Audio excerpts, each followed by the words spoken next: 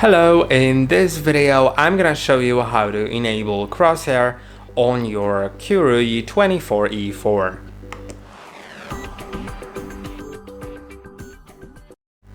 This is a pretty simple thing to enable Crosshair.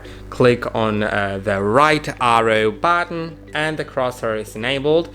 You can click on the right or left buttons now to switch between different styles of the Crosshair. There are 6 of them: Crosshair 1, Crosshair 2, then there's the 3rd one, 4th one, 5th and 6th one.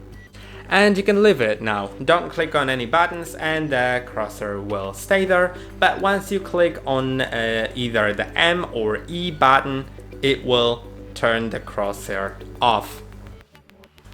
I hope that this video was helpful. Don't forget to like and subscribe. See you in the next one.